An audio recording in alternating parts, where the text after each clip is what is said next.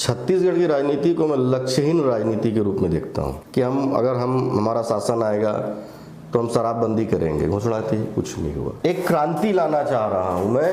चुनाव के आपने कभी ये देखा है क्या मैं आपसे क्वेश्चन पूछता हूं कि आपके पिताजी ये बोले थे कभी आपको कि मेरा बेटा बड़ा होके पार्षद बनेगा? क्या आपके पिता ने कभी ये बोला है क्या कि मेरा बेटा बड़ा होकर विधायक बनेगा?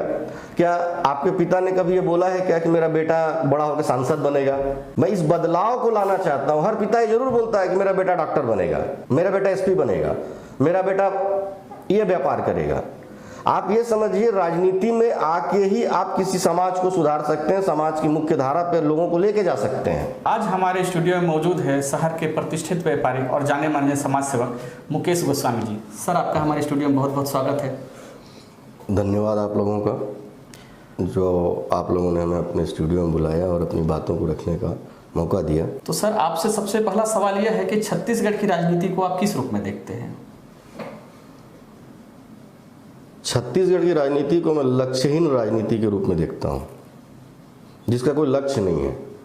छत्तीसगढ़ की जनता का भला करना नहीं है, लक्ष्य होना चाहिए कि अगर हमारा शासन आएगा तो हम शराबबंदी करेंगे। घोषणा थी, कुछ नहीं हुआ। शासन उस हर वर्ग को देख रहे कि उससे फैसिलिटीज क्या मिलेगी। शासन ये नहीं देख रही है कि एक आम जनता जो मजदूरी करती है वो कैसे जी रही है। तो मेरी नज़र में छत्तीसगढ़ की राजनीति जो लक्ष्यहीन राजनीति है।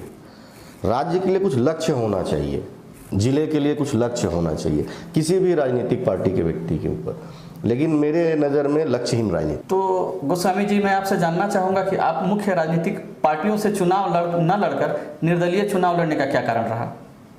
देखिए, मेरा चुनाव लड़ने का कारण है एक युवा को जोश से भरना चुनाव के लिए। निर्दलीय व्यक्ति के बारे में ज़्यादातर लोगों को पता नहीं है कि निर्दलीय व्यक्ति भी चुनाव लड़ते हैं, और युवाओं में ये भ्रम है कि हम किसी संगठन से जुड़े हों या हम किसी राजनीतिक पार्टी से जुड़े हों तभी हम चुनाव लड़ सकते हैं। इस विचारधारा को बदलने के लिए मेरा एक सामाजिक कार्य है जो चुनाव के माध्यम से मैं कर रहा हूं। एक व्यक्ति भी जिसके पास वीटो पावर होता है वो भला शासन की तरफ से जनता का कर सकता है, लेकिन कोई करता नहीं। कांग्रेस हो या बीजेपी के शासन हो, मैंने एक चीज जरूर देखा कि जब तक वो नेता कभी किसी पद पे नहीं आया था तब तक तो सब कुछ सही था, लेकिन पद में आते के साथ में फॉर्च्यूनर कहां से आ जाता है, ये मेरा एक प्रश्न है। वो फॉर्च्यूनर चलता कैसे है, मेरा एक ये प्रश्न है।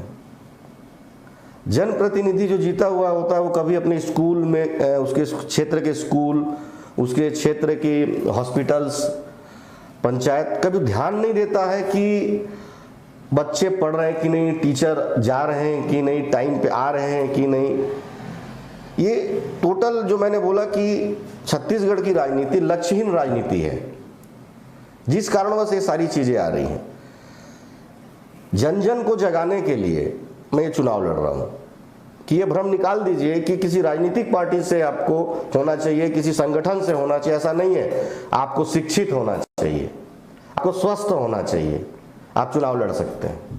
इसलिए मैं चुनाव लड़ रहा हूं। जी, बढ़ती हुई महंगाई और भ्रष्टाचार को आप किस रूप में देखते हैं? भ्रष्टाचार तभी इस दुनिया में मिटेगा जब वोटर अपने वोट की कीमत समझने लगेगा, मेरा मानना यह है।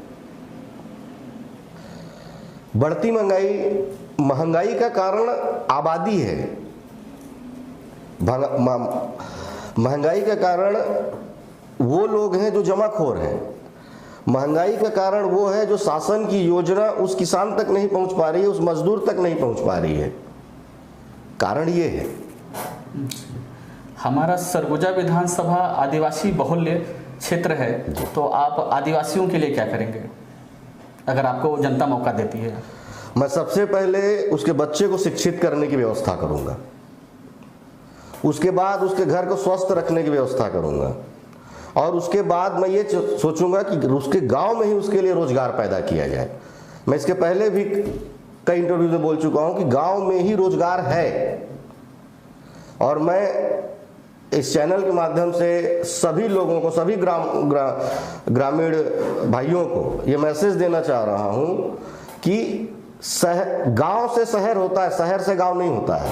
मैं फिर दोहरा रहा हूं कि गांव से शहर होए, शहर से गांव नहीं होए। चुनाव से पहले सभी राजनीतिक पार्टियां बड़े बड़े वादे करते हैं, आप किन मुद्दों पर चुनाव लड़ेंगे? मैं शिक्षा और स्वास्थ्य और रोजगार के बेस पे चुनाव लड़ रहा हूं। गोस्वामी जी, आप शहर के प्रतिष्ठित बिजनेसमैन और समाज सेवी हैं, तो आपको राजनीति में आने की प्रेरणा कहां से मिली? क्या वजह रही कि आप राजनीति में कदम आजमा रहे हैं? राजनीति में आए के प्रेरणा मुके अपन सरगुजा के भाई मन, किसान मन के तकलीफ देख के हुई। कोई राजनेता बने ले, यहाँ से विधायक बने चाहे जो भी सांसद बने, तुरंत गांव के दरकिनार कर दे। कभी ये नहीं सोचेल कि जो मुके ओढ़ दही सो जियत कैसे है। कभी वो ये नहीं सोचेल कि जो मुके ओढ़ दही सो गर्जक दवाई है कि नहीं। अरे चल, मैं अकेले वाले नहीं पूछ सकता हूँ, लेकिन जहाँ मुझे पोस्टेड डॉक्टर होकर से तो पूछ सकता हूँ।